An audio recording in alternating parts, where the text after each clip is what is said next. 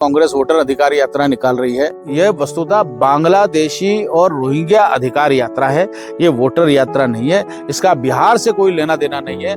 लेकिन वो जो प्रश्न उठा रहे हैं, वो जो शोर मचा रहे हैं, वो जो अप्रमाणित और ऐसे तथ्य जिन्हें सिद्ध नहीं किया जा सकता, बार बार जनता में फेंक रहे हैं, बजाय शपथ पत्र देने के, बजाय प्रमाण देने के। इससे हमारा लोकतंत्र कमजोर होगा और हम एक तरह की अराजकता की ओर हमारा देश जाएगा। ये बहुत खतरनाक खेल राहुल गांधी जी खेल रहे हैं और इसकी व्यापक निंदा होनी चाहिए। आरजेडी के लोग वोटर अधिकार यात्रा निकाल रहे हैं, कांग्रेस वोटर अधिकार यात्रा निकाल रही है।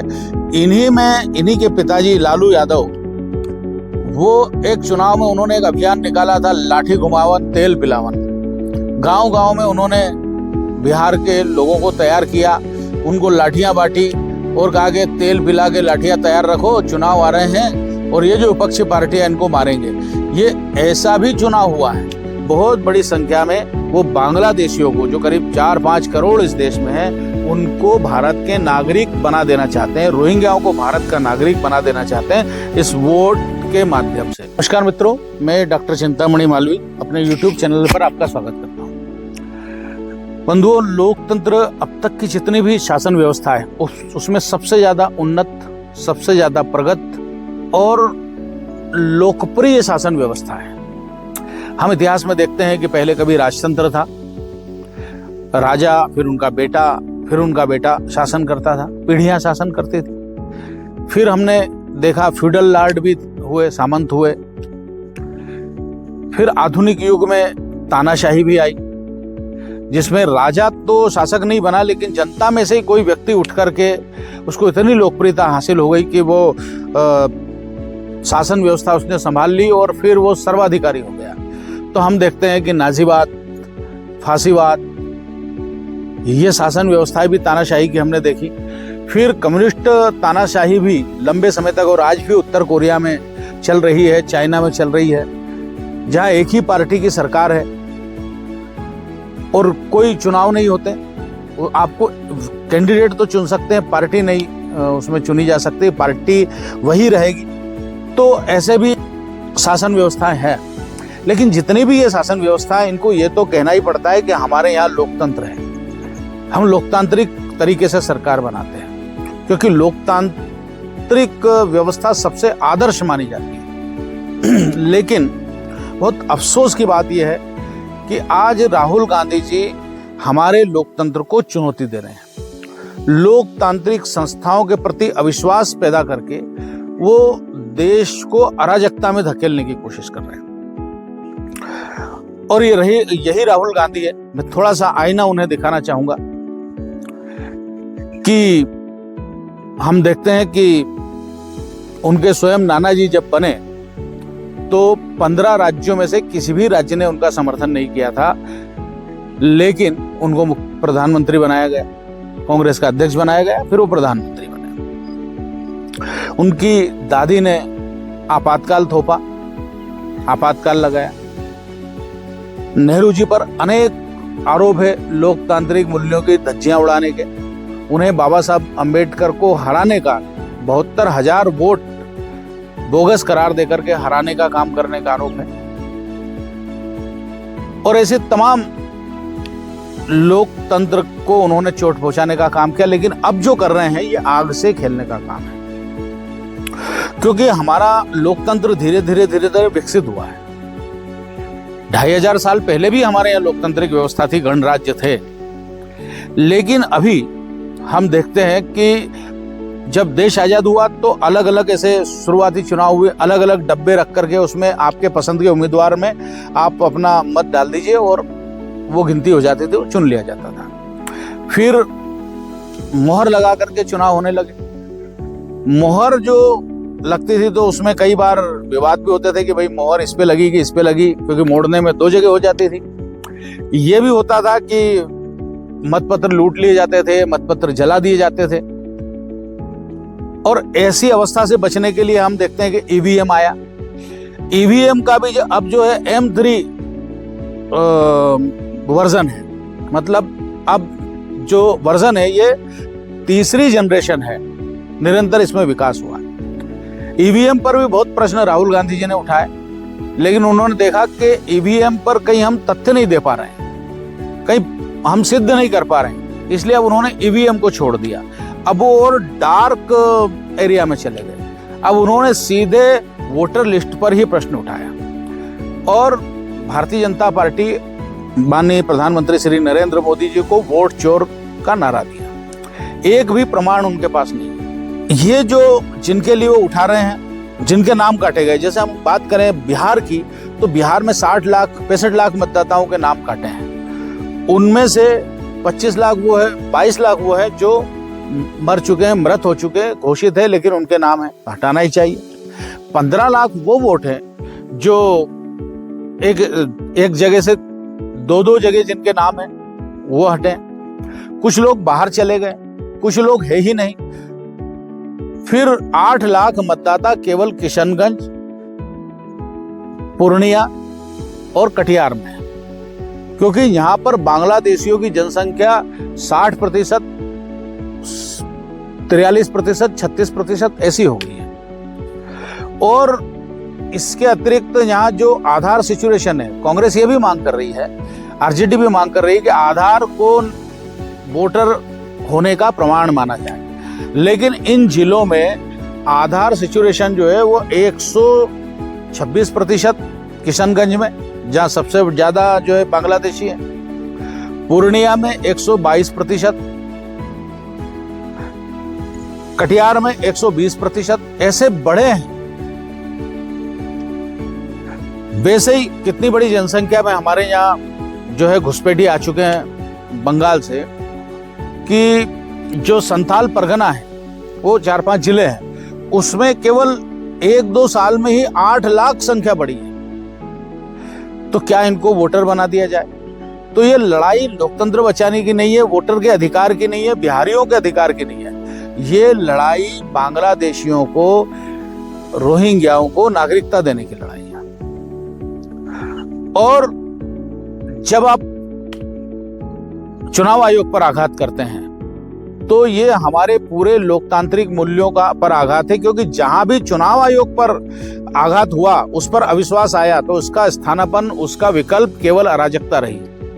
केन्या में जब वहां चुनाव हुए और तमाम विपक्षी दलों ने शोर मचाया कि भाई वोट नहीं डालने दिया गया, ऐसा हुआ वैसा हुआ, और उसके बाद जब जनता में विश्वास जागा तो दंगे और 1000 लोग मारे गए। बांग्लादेश हमारे सामने है कि बांग्लादेश में लोकतांत्रिक सरकार थी, प्रगति कर रहे थे, विकास कर रहे थे, क्योंकि जहां लोकतंत्र होता है वहां प्रगति होती है। आज हम देखते हैं कि उसका स्थान केवल अराजकता ने ले लिया, केवल मजहबी गुंडों ने उनका स्थान ले लिया। यूक्रेन में भी यही स्थिति है, ऐसे अनेक उदाहरण हैं। तो यदि लोकतंत्र पर अविश्वास आएगा, मैं एक उदाहरण देना चाहूंगा। पंडित दीनदयाल उपाध्याय 67 में उनका उदाहरण है।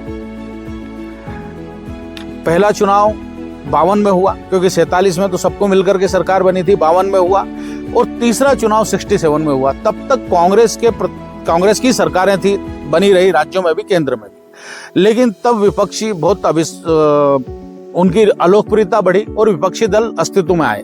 पहली बार बिहार में संयुक्त सोशलिस्ट पार्टी, ऐसी एक पार्टी बनी और उसने 88 सीटें प्राप्त की। चूंकि कांग्रेस को केवल 138 सीटें आई, तो वो सरकार बना नहीं सकती थी, वो अल्पमत में थी, एक हंग असेंबली थी, और इसलिए संसोपा ने और पार्टियों को मिलाकर के सरकार बनाई, जिसे संविध सरकार कहा गया। और भी राज्यों में वो संविध सरकार उस समय बनी। अब ये जो संविध सरकारें बनी, तो इसमें जनसंघ भी था और कम्युनिस्ट पार्टी भी थी। तो पंडित दीनदयाल उपाध्याय से एक पत्रकार ने पूछा कि भाई, आपकी कम्युनिस्ट पार्टी से बिल्कुल वैचारिक मतभिन्नता है, विपरीत ध्रुव आप हैं, और आप केवल सत्ता के लिए सरकार में क्यों गए? तब पंडित दीनदयाल उपाध्याय जी ने जवाब दिया कि यदि हम उनके साथ नहीं जाते तो जनता में ये भरोसा हो जाता कि वोट से सरकार नहीं बदली जा सकती, और फिर जनता लोकतंत्र में अविश्वास के कारण हथियार उठा लेती।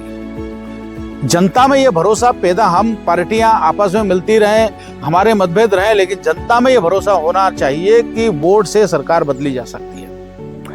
राहुल गांधी जी लोकप्रियता बढ़ाने का काम तो नहीं करते हैं। सारे जो कांग्रेस कभी मुद्दों की बात नहीं करती, लेकिन इस तरह झूठ बातें उठा करके जनता में अविश्वास फैला करके देश को अराजकता में धकेलने का काम कर रहे हैं। और कोई आप देखिए कि आज नहीं, इसके पहले भी शेषन के साथ कांग्रेस की लड़ाई चली, फिर उनको वापस टिकट भी दिया शेषन को रिटायर्ड होने के बाद इसी कांग्रेस ने।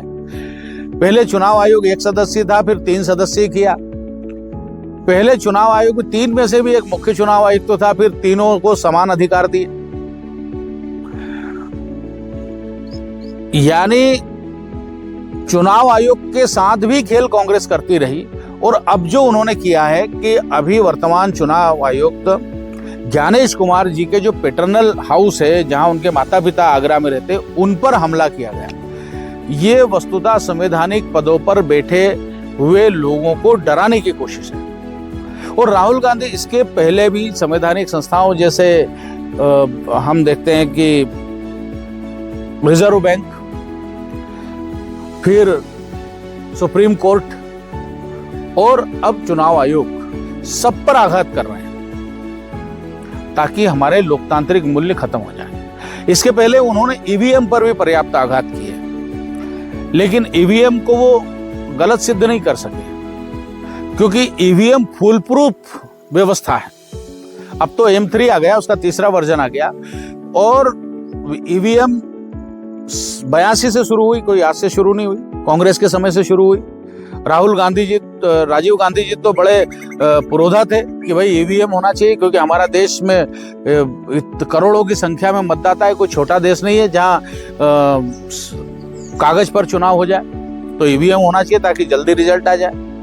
और इस ईवीएम में जो IIT खड़गपुर है, IIT कानपुर है, IIT मुंबई है, उसके जो रिमोट सेंसिंग और इलेक्ट्रॉनिक्स के HOD है, हेड्स है, डायरेक्टर्स है, वो उसके मेंबर होते हैं। हिंदुस्तान इलेक्ट्रॉनिक्स लिमिटेड के बड़े वैज्ञानिक उसके मेंबर होते हैं।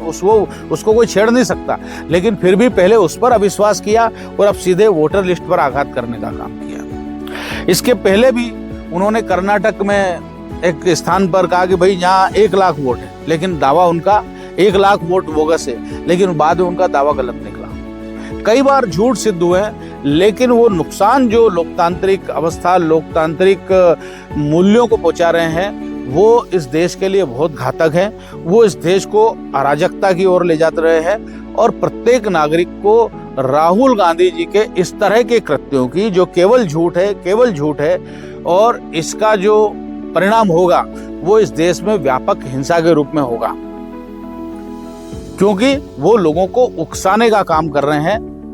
और दूसरा इसका जो दुष्परिणाम होगा कि बहुत बड़ी संख्या में वो बांग्लादेशियों को, जो करीब 4-5 करोड़ इस देश में हैं, उनको भारत के नागरिक बना देना चाहते हैं, रोहिंग्याओं को भारत का नागरिक बना देना चाहते हैं इस वोट के माध्यम से।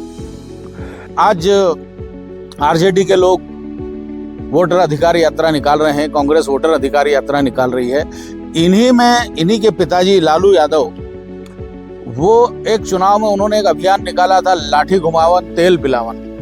गांव-गांव में उन्होंने बिहार के लोगों को तैयार किया, उनको लाठियां बांटी और कहा कि तेल पिला के लाठियां तैयार रखो, चुनाव आ रहे हैं और ये जो विपक्षी पार्टियां इनको मारेंगे। ये ऐसा भी चुनाव हुआ है। वोटर अधिकार यात्रा है, यह वस्तुतः बांग्लादेशी और रोहिंग्या अधिकार यात्रा है, ये वोटर यात्रा नहीं है। इसका बिहार से कोई लेना देना नहीं है। लेकिन वो जो प्रश्न उठा रहे हैं, वो जो शोर मचा रहे हैं, वो जो अप्रमाणित और ऐसे तथ्य जिन्हें सिद्ध नहीं किया जा सकता, बार बार जनता में फेंक रहे हैं, बजाय शपथ पत्र देने के, बजाय प्रमाण देने के। इससे हमारा लोकतंत्र कमजोर होगा और हम एक तरह की अराजकता की ओर हमारा देश जाएगा। ये बहुत खतरनाक खेल राहुल गांधी जी खेल रहे हैं और इसकी व्यापक निंदा होनी चाहिए। बहुत बहुत धन्यवाद। भारत माता की।